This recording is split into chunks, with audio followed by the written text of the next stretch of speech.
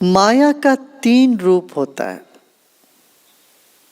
महामाया, मोह माया, योग माया करके। ये तीनों माया हमको कर्म से बांधती है। तो ज्ञानी जो है वो माया से ऊपर उठे हुए होना। जीवन का लक्ष्य यही है, माया का जो आवरण है इसको छेद करके, इसका भेदन करके ऊपर निकलना, आगे निकलना है। ये जीवन पूर्णता है, जीवन की साधना। तब तक तृप्ति नहीं हो पाएगी। जब तक माया का पर्दा बना रहता है तब तक बेचैनी, कमियां जीवन में बनी रहेगी। तो ये तीनों मायाओं से मुक्त होने के लिए ये करना चाहिए, सब कारण के कारण को ढूंढना चाहिए। मुझे कुछ चीज की नुकसान हुआ, उसको मैं किसी को कारण समझता हूं। ये जो किसी को तुम्हारी सुख दुख का कारण समझते हो, तुम फिर बंधन में पड़ने लगते हो, कर्म बनाने लगते हो। देखिए, वस्तु, व्यक्ति, परिस्थिति, ये काल के और कर्म के हिसाब से आते हैं हमारे पास और छूटते भी हैं। वो छूटे तो रोते रहना और हाथ ना लगे तो उसके लिए आशा करते रहना, आशा लगा के बैठे रहना। इससे कर्म को हम बांधते रहते हैं। इसीलिए कहते हैं तस्मै नमः परम कारण कारणाय। शिव जी को क्या बोलते हैं? अरे भाई, तुम सभी कारण के कारण हो, तुम ना हो तो कुछ होता ही नहीं है, तुम्हारी वजह से सब कुछ हुआ है। ये यदि भाव आ जाता है तो कर्म से छुटकारा, हम खाली हो जाते हैं। अपने भीतर खाली होते ही दिव्यता से भर जाते हैं, शिव तत्व में हम रम जाते हैं। फिर हमारे मन में ना कोई राग किसी के प्रति, कोई द्वेष का कोई गुंजाइश ही नहीं है। अरे परमात्मा ने ये कराया, जो कुछ भी मेरे साथ होना हो ये परमात्मा के द्वारा हुआ, ये समझ लोगे तो एकदम कर्म से मुक्ति, भय से मुक्ति, दुख से मुक्ति, इन सब से मुक्ति पाओगे तो जीवन मुक्ति फिर सहज ही होने लगता है, हो जाता है ना। तो ये इतना समझो, कर्म के गति के कारण तुम चाहते हो किसी को अच्छा करना, नहीं हो पाएगा यदि उनका कर्म ठीक नहीं हो तो। ऐसे ही दूसरे चाहते हुए भी तुमको नहीं होगा, तुम्हारा कर्म का पर्दा यदि इतना गाढ़ा है तो। हाँ, तो कर्म बांधो मत, जो हो गया उसको अनुभव कर रहे हैं। कुछ करके निकलना पड़ेगा, कुछ वैसे ही निकलनी पड़ेगी। एक बार भगवान बुद्ध बैठे थे, पीछे से उनके खुद के भाई, चचेरे भाई, वो पीछे से आके बड़ा पत्थर, देखो जलन तो होता है, पास में रहते तो और जलन होता है, दोष दिखता है। ऐसे भगवान बुद्ध के साथी रहे उन्हीं के चचेरे भाई, तो उनको लगा कि ये क्या बड़े बुद्धि, ये क्या 10,000 लोग इनके साथ बैठे, मैं भी कर सकता हूँ। मैंने ही किया।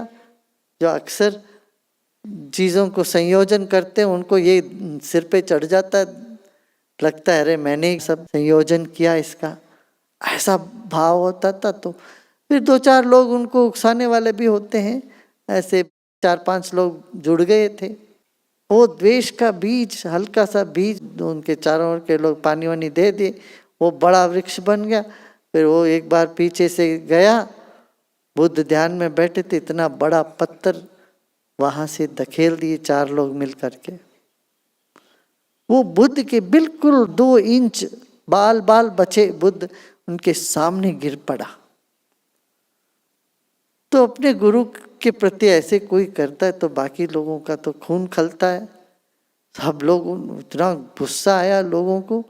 तो तब बुद्ध मुस्कुरा के बोले, शांत हो जाओ, बैठ जाओ।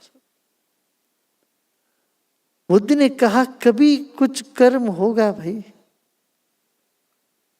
आप लोग कर्म मत बांधो। उसका कुछ ऐसा कर्म है, वो इस तरह सा कर्म करके उसको समाप्त कर रहा है। अब उस पर तुम लोग क्यों कर्म बांधते हो?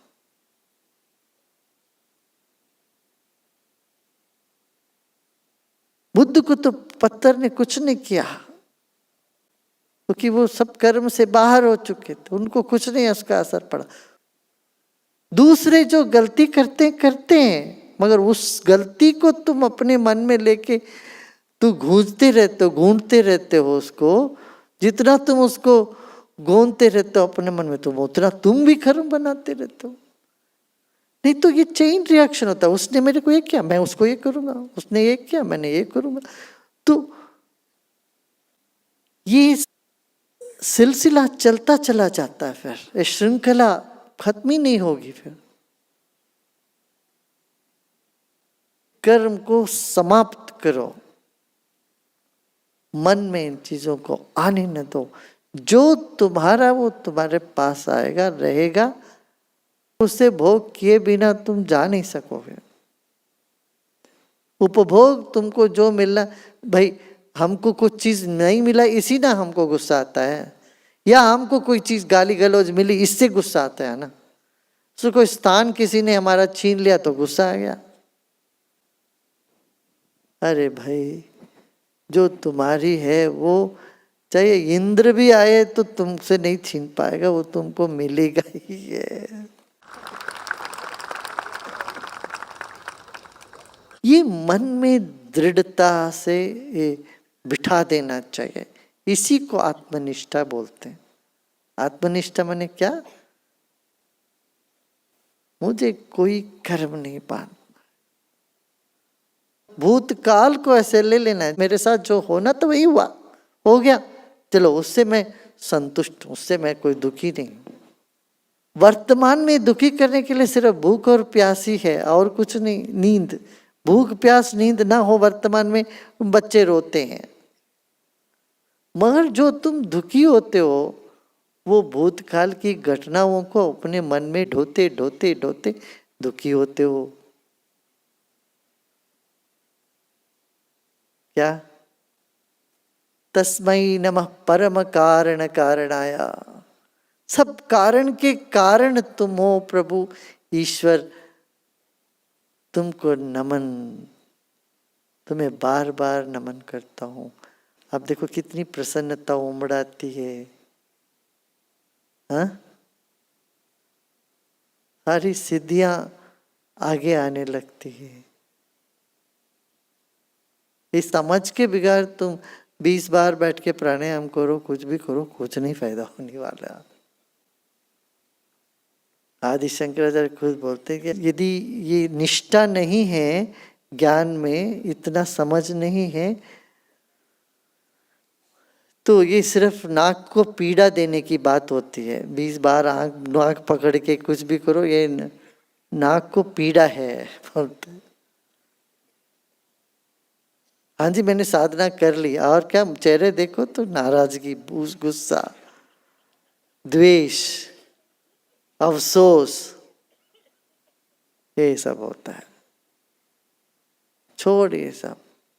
क्या हम कहोगे, अरे गुरुदेव आप बोलते सब आसान लगता है पर करने में बड़ा मुश्किल होता है। बार बार जाके देखो तो सही, माया की हाथ बहुत लंबी है, तो वो पकड़ लेती माया तुमको। बस मैं इस माया के जपेट में आ गया, ये सोचते ही हम उससे बाहर आने लग जाते। ये स्मरण आते ही, तो मुझे कर्म नहीं बांधना है भाई, चलो, दूसरे जो गलती करते हैं, मगर उस गलती को तुम अपने मन में लेके गोंदते रहते हो अपने मन में, तुम उतना तुम भी कर्म बनाते रहते हो।